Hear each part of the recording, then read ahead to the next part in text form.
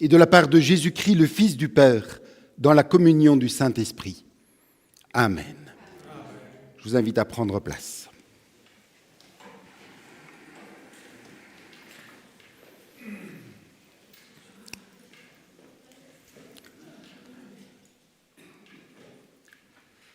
Monsieur le bourgmestre, Mesdames et Messieurs les représentants du collège, des autorités civiles et patriotiques, chers amis, chers frères et sœurs,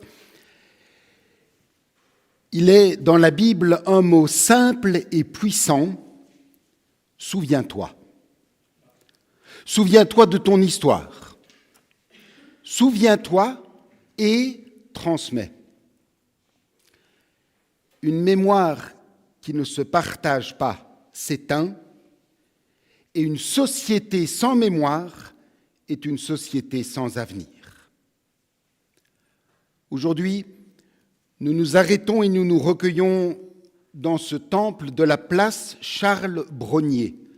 Et le nom de la place, déjà à elle seule, offre une clé de mémoire. Charles Brognier, commissaire de police de Fontaine-l'Évêque, croyant engagé de cette paroisse, résistant courageux, lâchement assassiné par les forces rexistes en août 1944. Son nom, comme tant d'autres noms de rue, nous appelle à ne pas oublier, à raconter, à transmettre. Bienvenue à chacun et chacune dans cette église où le Christ nous accueille tels que nous sommes. Qu'en ce lieu, dans la paix de Dieu, la mémoire devienne espérance. Je vous invite à la prière. Seigneur notre Dieu, toi qui es le maître du temps et de l'histoire, en ce jour de mémoire, nous venons devant toi avec respect et reconnaissance. Nous te rendons grâce pour celles et ceux qui ont résisté au mal, pour celles et ceux qui ont défendu la justice, pour celles et ceux qui ont donné leur vie afin que d'autres puissent vivre libres. Garde nos cœurs éveillés à la mémoire, nos esprits attentifs à la vérité et nos mains disponibles pour servir la paix. Dans ce lieu de foi et de recueillement, accorde-nous maintenant ta présence et renouvelle en nous l'espérance par Jésus-Christ notre Seigneur. Amen. Je vous invite à vous lever pour chanter un premier cantique. Il y a en tête de banc des cantiques. Ceux qui désirent chanter, c'est le cantique 530, c'est en caractère gras en haut de la page, ce n'est pas le numéro de la page. Du cantique 530, nous chanterons les strophes 1, 3 et 4.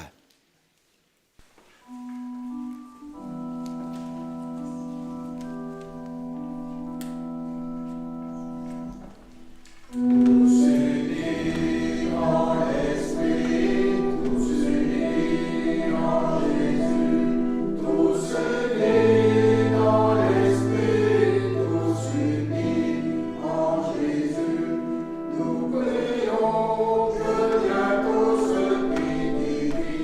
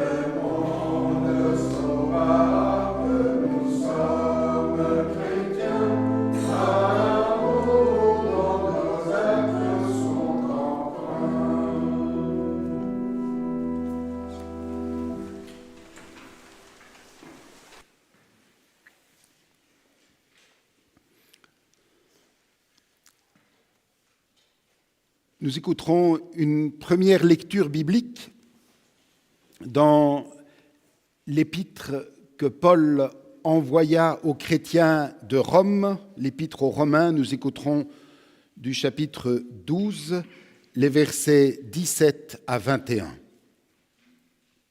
répondez jamais au mal par le mal. Cherchez au contraire à faire ce qui est bien devant tous les hommes. Autant que possible, et dans la mesure où cela dépend de vous, vivez en paix avec tous les hommes.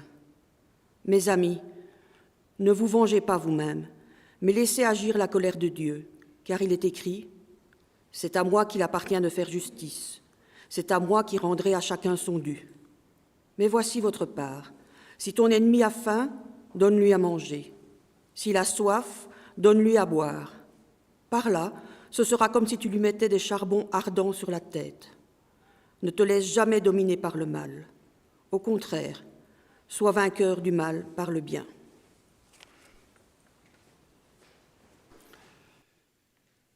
Chers frères et sœurs, quand il nous arrive de traverser d'anciens champs de bataille, on y voit parfois des restes de guerre, des éclats d'obus, des casques rouillés, des croix de bois alignées, et puis, au milieu de tout ça, une fleur qui pousse fragile mais bien vivante, comme un rappel. La paix peut reprendre racine même là où la violence a tout arraché. Aujourd'hui, 8 mai 2025, nous sommes ici pour nous souvenir, il est vrai, mais pas seulement pour nous souvenir. Nous sommes aussi ici pour nous poser une question. Aujourd'hui, comment habitons-nous la liberté acquise au prix du sang par nos aïeux ? L'apôtre Paul, dans son épître aux Romains, nous invite à une réponse toute simple. Cherchons à faire le bien.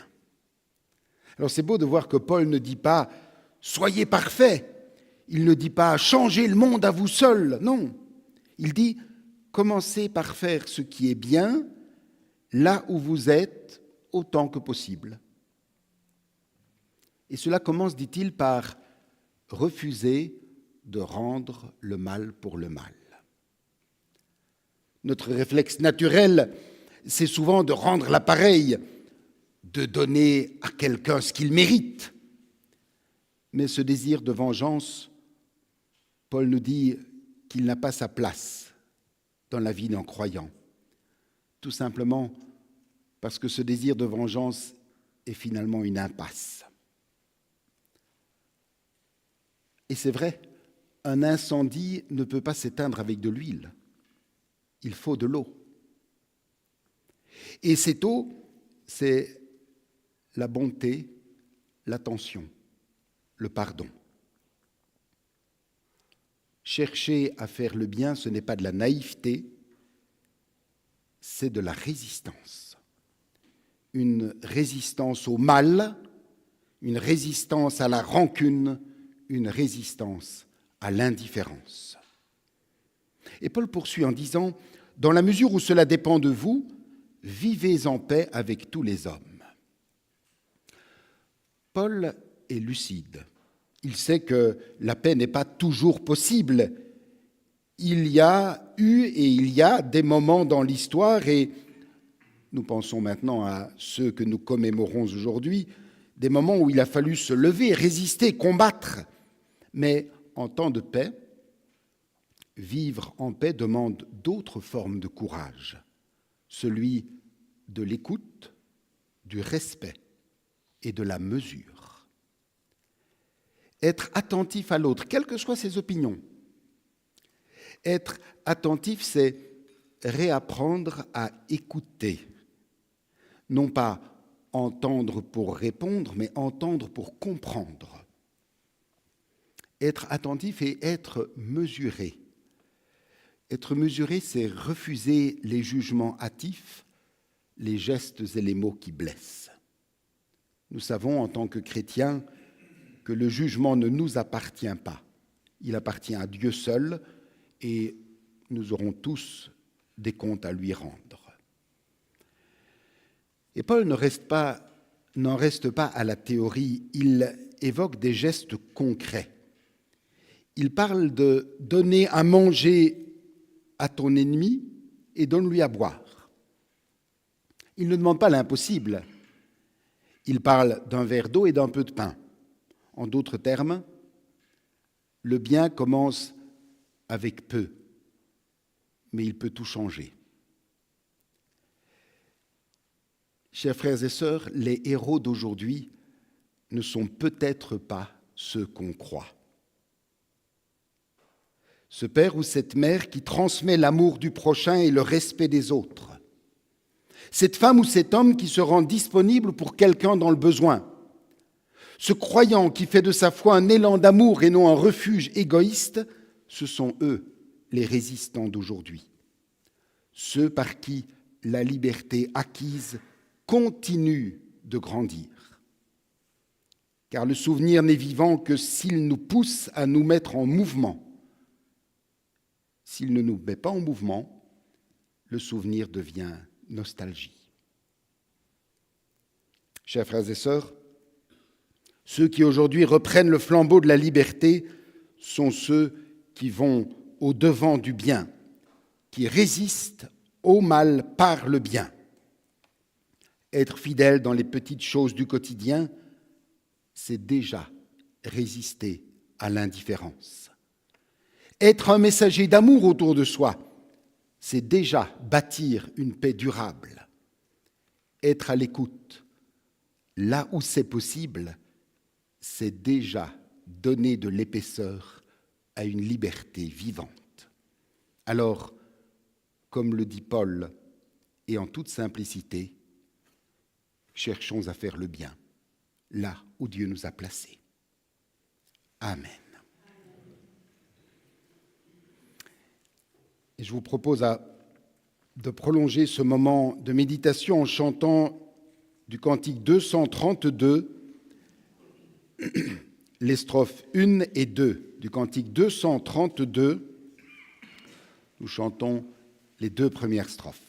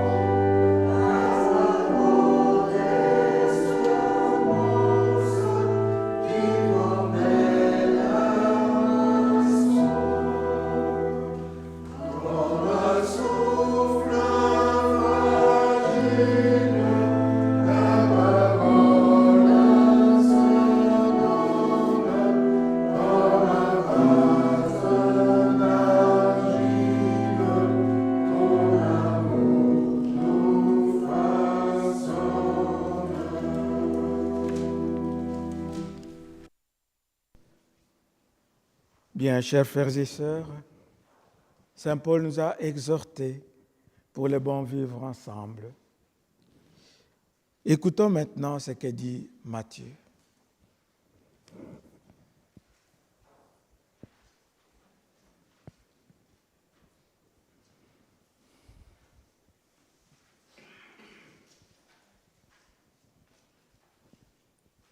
Évangile selon saint Matthieu. Jésus enseignait les foules. Il disait : « Vous avez appris qu'il a été dit : tu aimeras ton prochain et tu haïras ton ennemi.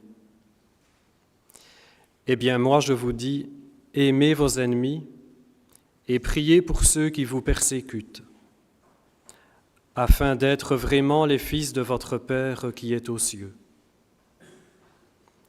Car il fait lever son soleil sur les méchants et sur les bons, il fait tomber la pluie sur les justes et sur les injustes.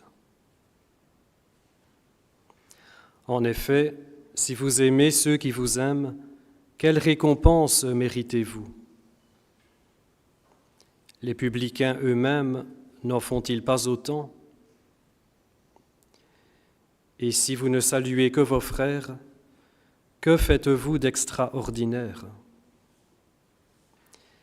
Les païens eux-mêmes n'en font-ils pas autant ? Vous donc, vous serez parfaits comme votre Père céleste est parfait. Parole du Seigneur. Nous rendons grâce à Dieu.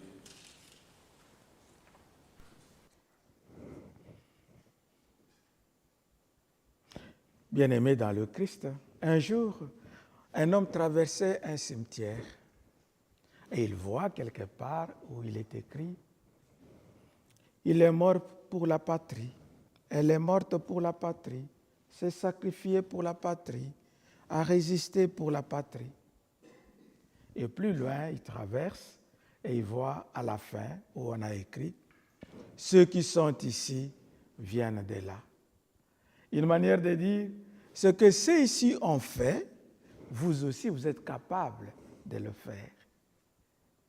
Et donc, comme le disait tout à l'heure le pasteur, la mémoire, elle se transmet, non pas seulement pour être racontée, mais pour devenir comme une force, comme une énergie qui transforme et qui met les hommes et les femmes en route pour pouvoir lutter contre toute forme de dictature, d'injustice et de manque de charité. Jésus revient justement pour pouvoir renverser les choses. Il commence par dire, vous avez appris qu'il a été dit, mais qui a dit ? On ne dit pas clairement, car Dieu ne peut pas demander, n'est-ce pas, aux gens de ne pas aimer. Dieu ne peut pas demander aux gens de tuer leurs ennemis. Non. Notre Dieu, celui que nous connaissons, qui est tout miséricordieux, est un Dieu qui demande toujours et partout de pardonner. Sans doute, quand on commence cet épisode, vous avez entendu qu'il a été dit, la première loi qui saute, c'est œil pour œil, dent pour dent. Mais cela ne venait pas de Dieu. On dit bien que c'était le code d'Hammurabi. Ça veut dire que c'est quelque chose qui était enregistré dans les traditions, dans les coutumes et même dans les familles. On connaît aujourd'hui la règle de la vendetta. Le père ou les grands-pères ont tué dans telle famille, nous sommes ennemis avec. Ce qui doit résoudre les problèmes, c'est quoi ? C'est que nous devons rendre à la famille ce qu'elle nous a fait à nous. Mais lorsque Jésus arrive, il dit, ça n'est pas ça. Dieu ne nous appelle pas à la vengeance. Dieu ne nous appelle pas à régler des comptes, n'est-ce pas, d'après les fautes qu'on a commises contre nous. Mais Dieu nous demande plutôt d'être miséricordieux. C'est ça qui termine, n'est-ce pas, le passage d'aujourd'hui. Quand on dit, vous avez appris qu'il a été dit.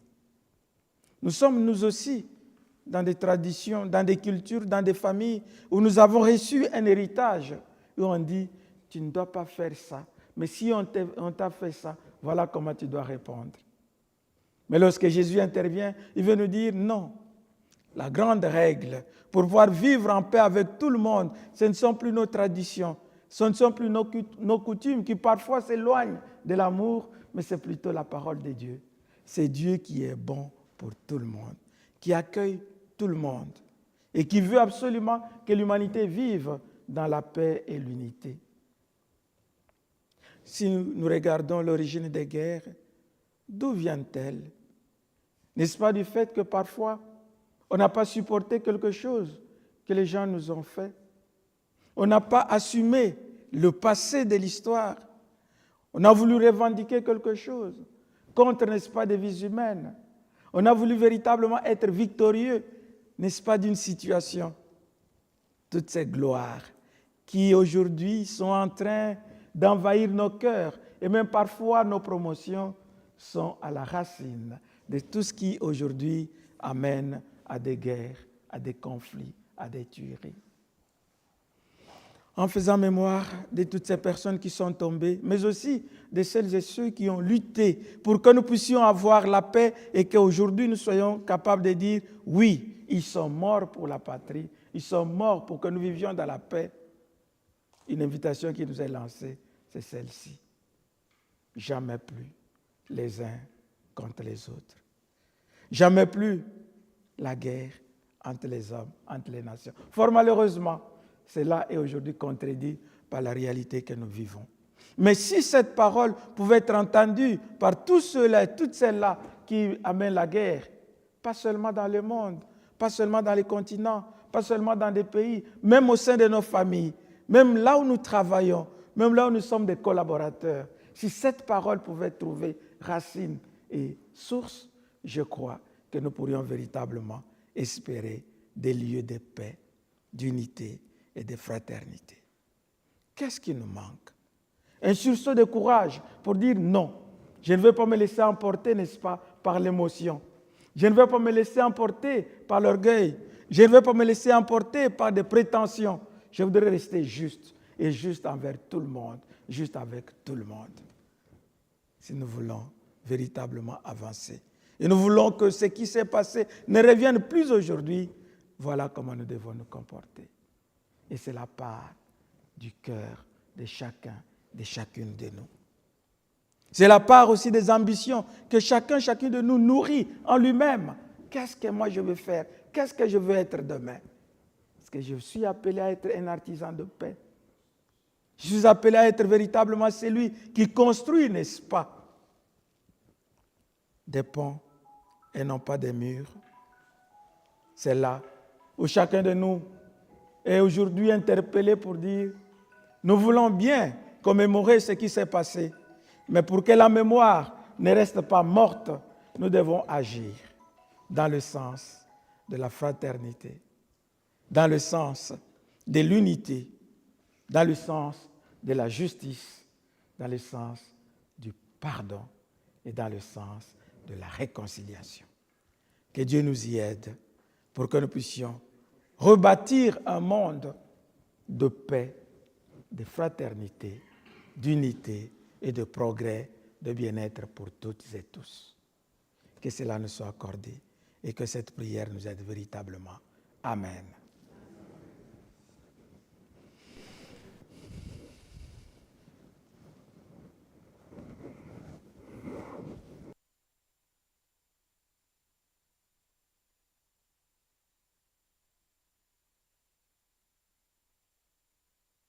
Le 167. Le 167.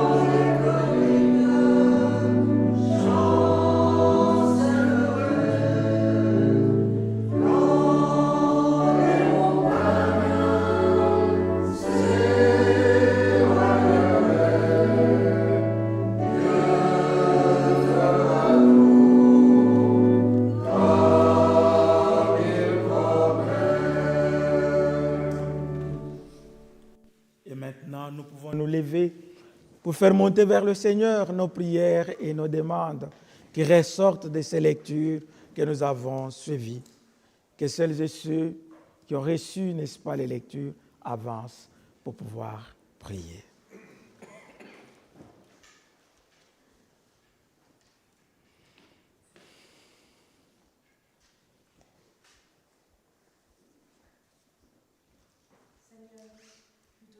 Nos frères et sœurs des pays en guerre et qui meurent innocemment.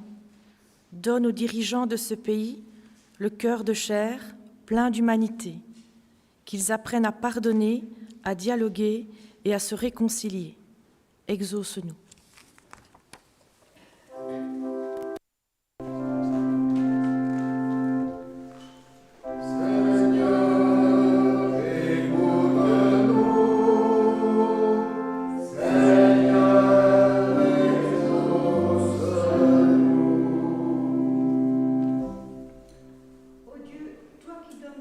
À ton peuple, viens toi-même agir dans ce monde troublé et divisé par la force de ton esprit.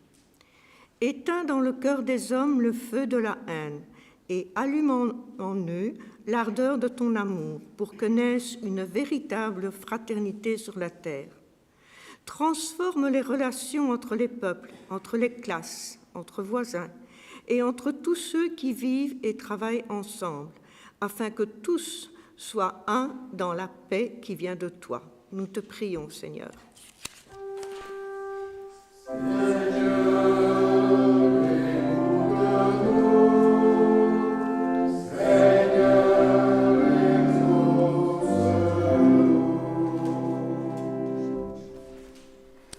Seigneur, nous te prions pour les institutions pénitentiaires et ceux qui y travaillent.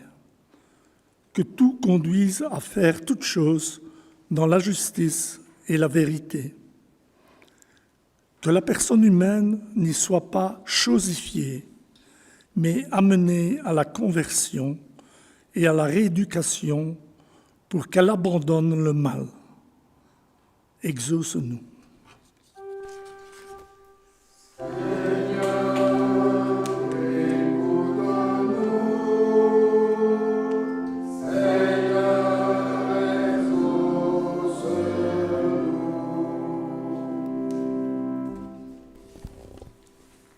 Nous te prions pour celles et ceux qui font le bien, qui exercent la miséricorde et marchent humblement devant toi. Que l'ingratitude ou l'indifférence ne les décourage pas, mais qu'ils trouvent leur joie et leur force dans le service que tu leur confies.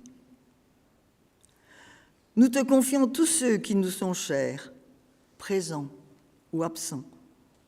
Bénis-les, garde-les en ta paix et maintiens-nous unis à eux par ton esprit.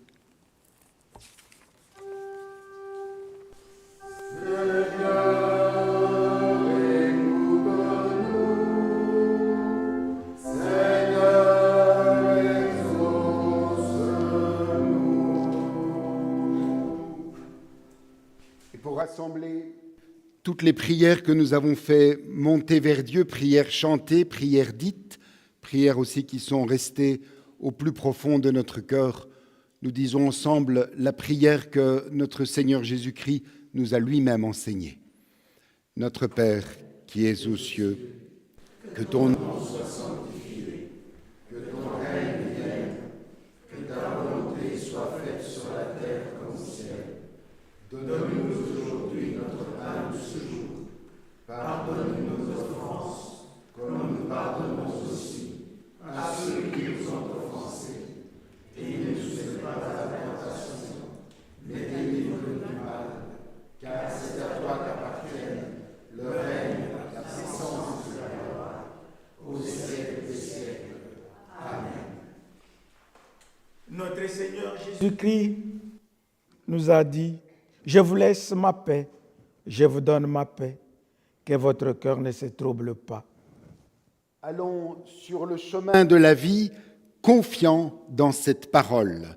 Le Seigneur nous accompagne et nous garde dans son amour. recevez la bénédiction de la part de notre Dieu.